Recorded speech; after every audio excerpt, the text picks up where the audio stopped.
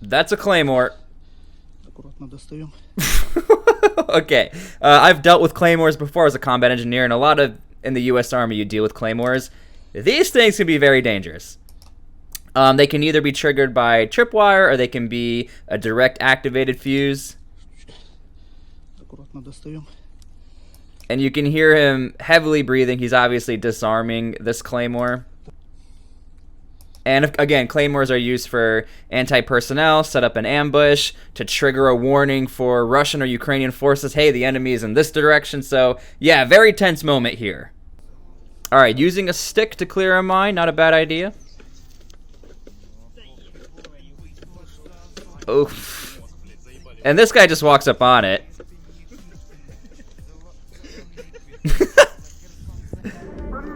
Bitch, I'm stylish. Glock talk, big t-shirt, Billy. Watch on my wrist, but I want that.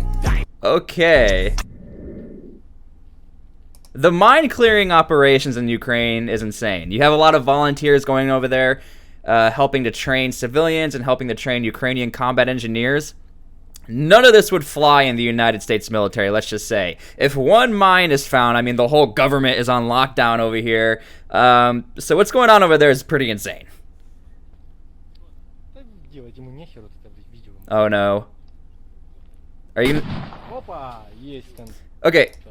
One thing I want you guys to see, there wasn't that much of a spread on the explosion there. That's why he was getting away with doing that. That was a toe popper, meaning like if you step on it, it blows your toes off. And the whole concept behind the toe popper is that militaries thought that it would cost more money for the opposing forces, that if I pop off a toe of my any opponent, now I got to bring in all these medical supplies. So it actually costs more to keep you alive than to bury you. That's the concept of a toe popper. It's really messed up, but these things are mainly affecting Ukrainian civilians and not so much Ukrainian forces.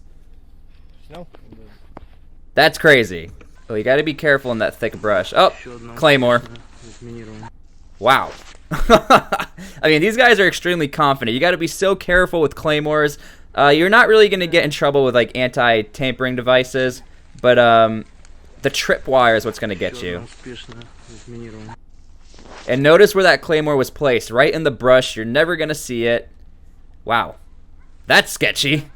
Anti-tank mine.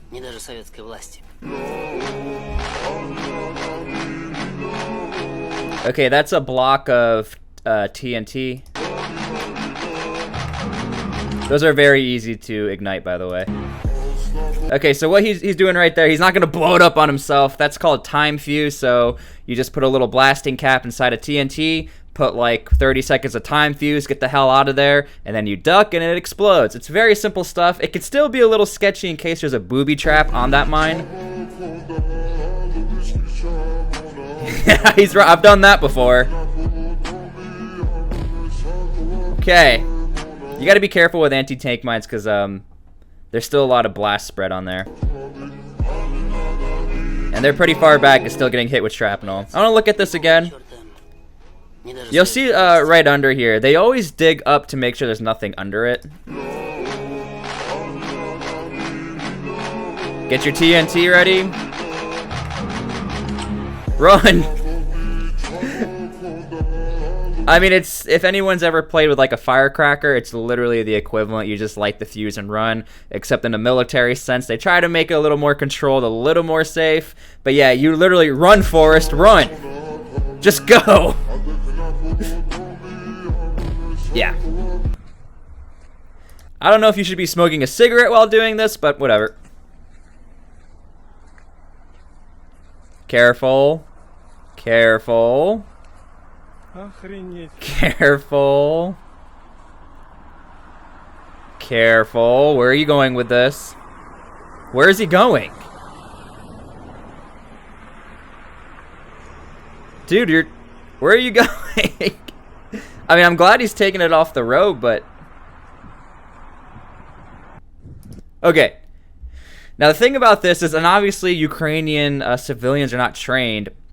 If you are going to take it off the road, you have to mark it, because you never know who's just going to, like, bring a tractor through there. There's a lot of open fields in Ukraine, farmers trying to work, and obviously they're not trying to stay on the roads because there's landmines out there.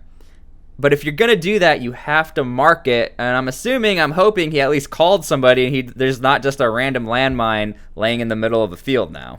Crazy.